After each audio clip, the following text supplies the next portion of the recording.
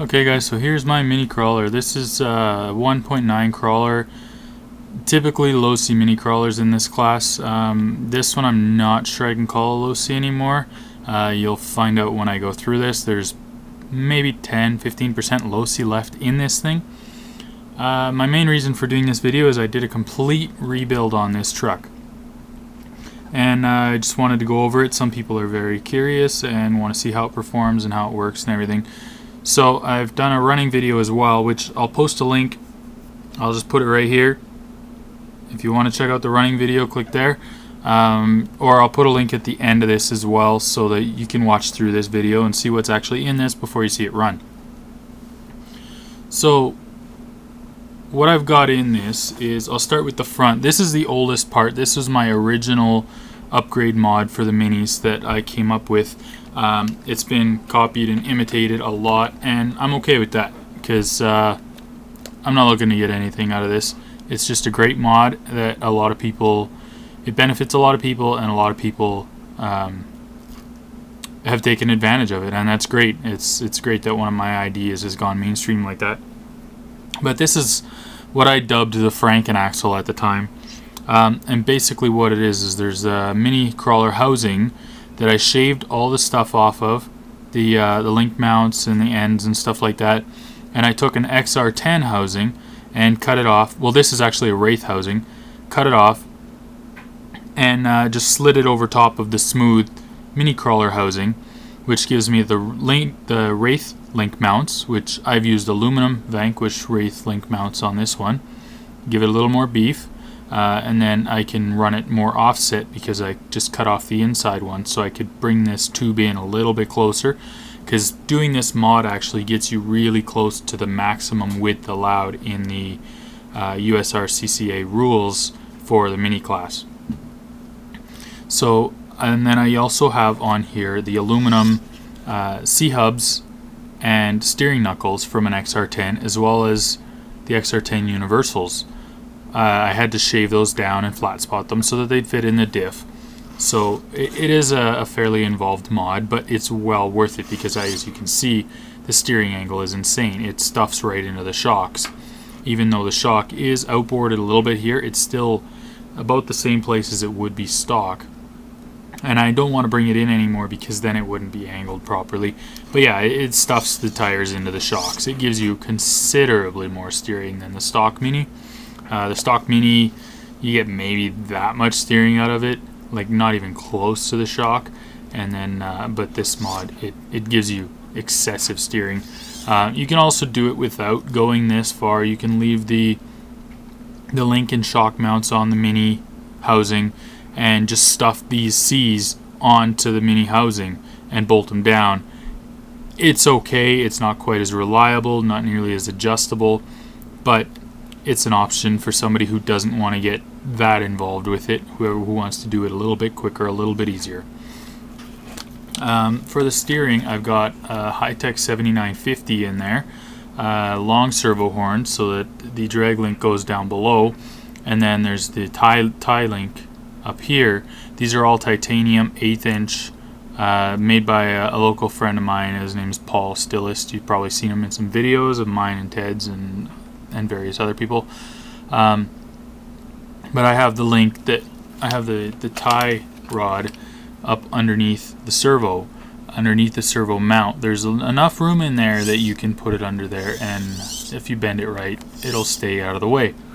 So that's totally up out of the way. You won't hit it with the front or anything. The big servo horn's still there, but there's nothing you can do about that. Next up, I'll pull this battery out of the way. This was just in here because I was doing a little running video, the one that I'd mentioned earlier. I was running that today just to see how it would all work. Inside, well, on the bottom, I've also got titanium links throughout it. The front ones I had made by Paul because they needed to be custom length. The rear ones I bought specifically for the Chaotic Mini, I believe it was, chassis that I had previously. The skid I custom made, and the top links here, I need to change those out. I have some carbon fiber just like the fronts. I built these front ones. I have some carbon fiber like that on the way. I just ran out before I could make the the rears. I've got a short, really short. This is shorter than I really wanted to go, but it works perfect. It's a drive shaft, Traxxas shaft, but axial ends, steel ends, so that they're extremely durable. On the rear, I've got an MIP.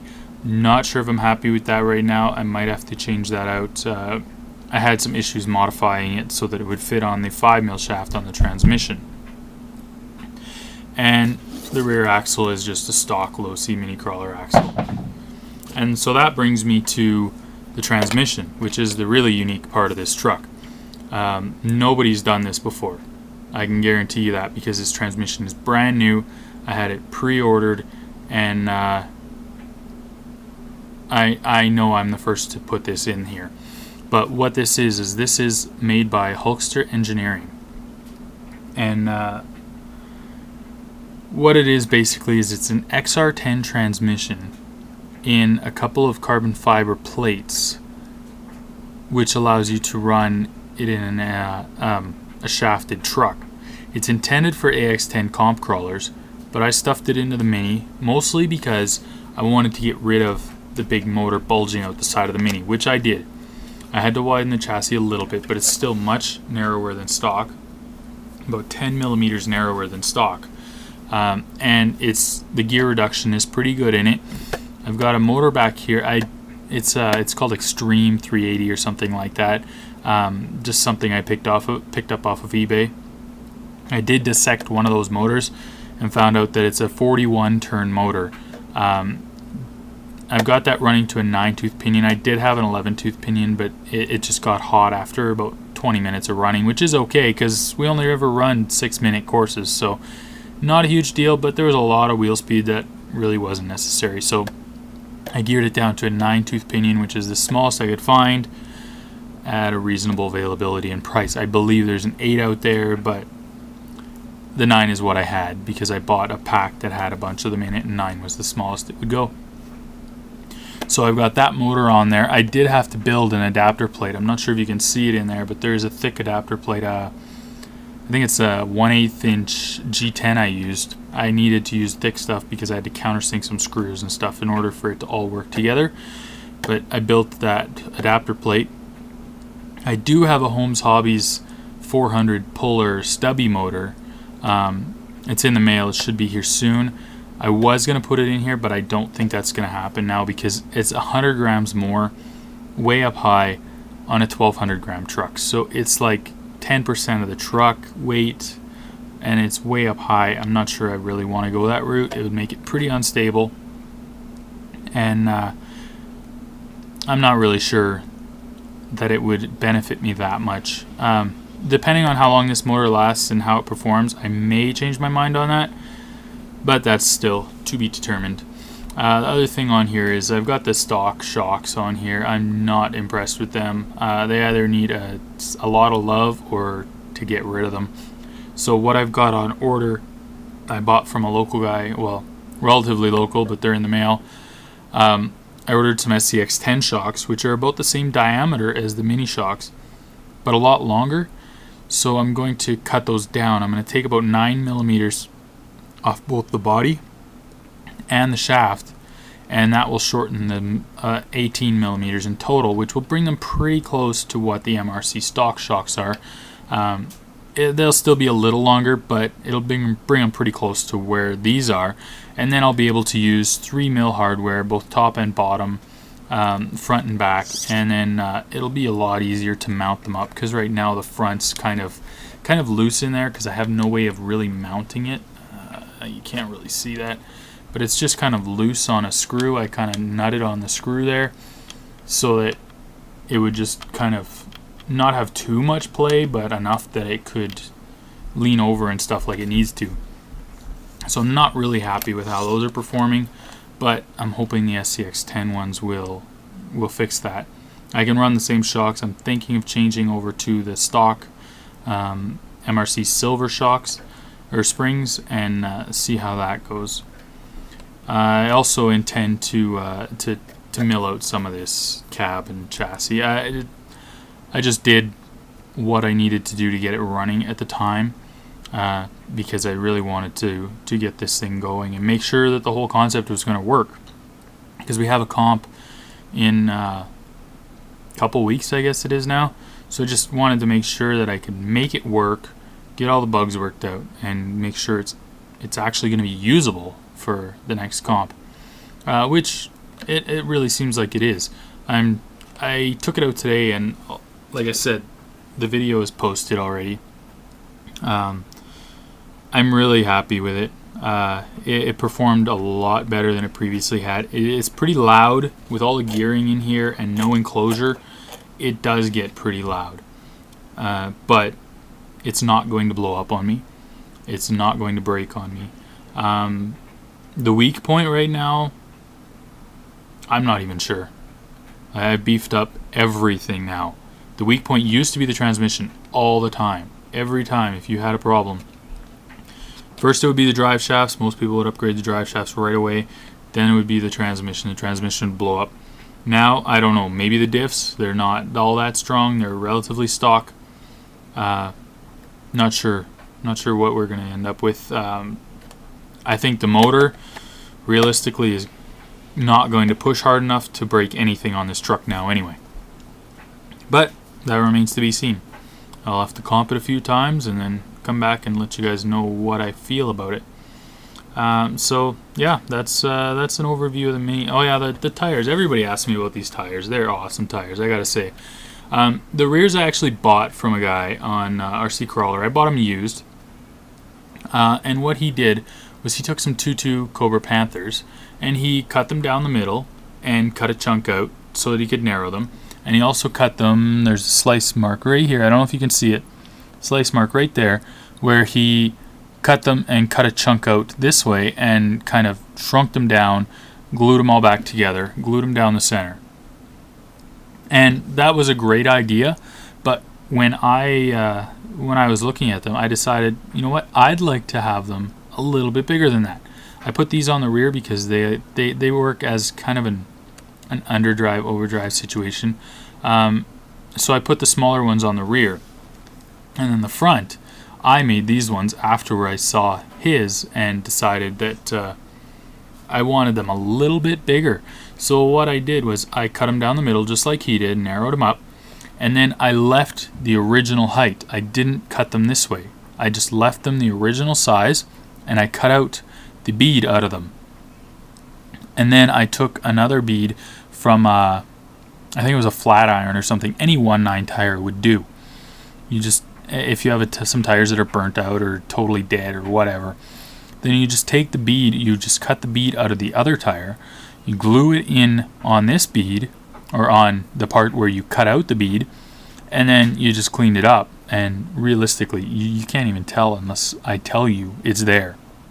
And I tell you that it's been modified like that. You wouldn't even know it. It's so nice and clean.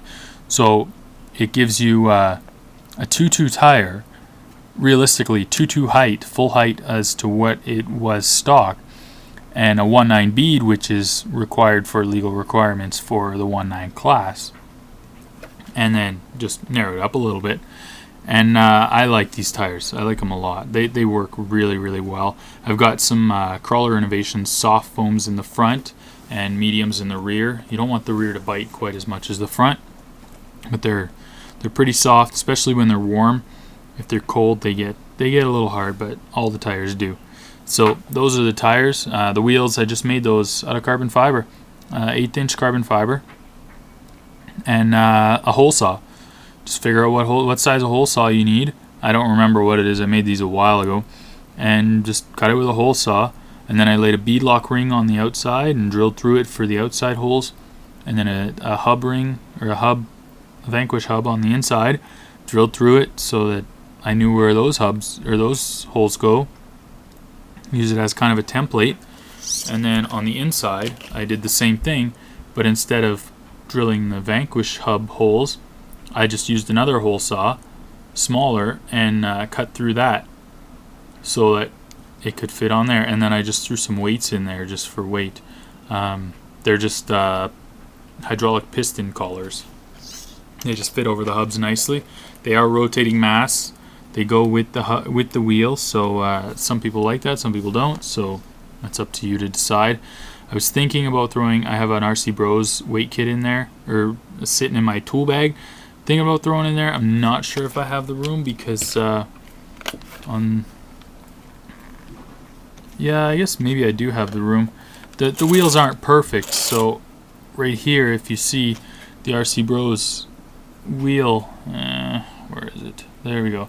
The RC Bros knuckle weights would hang on this and then go inside the wheel. I've got these upside down because I stripped out one of the C-hub screws, and that may interfere with the wheel there, so I'm not sure I want to do that. I haven't even tried it. I really should. But yeah, I stripped out one of the screw holes on the C-hub. That's why I've got the knuckles upside down. Doesn't really affect anything, and I'd rather have the screw loose in the top where it falls out every time I flip the truck over. So I'd rather have it loose in the top than loose in the bottom and fall out every time I drive the truck normally, because then the universal backs out of the diff and then this thing freewheels like this. So it's not a good situation. I got a fix coming for that, but I just haven't had a chance to implement it yet. But yeah, that's about it. If I missed anything, let me know in the description, and I'll go over it and try to help you out and help you understand what it is I did in wherever you're questioning. But here's the link again. I'll put it right here for the running video. So once you're done this video, go check out the running video, and let me know what you think. Post in the comments, like it, subscribe, all that fun stuff. Catch you later.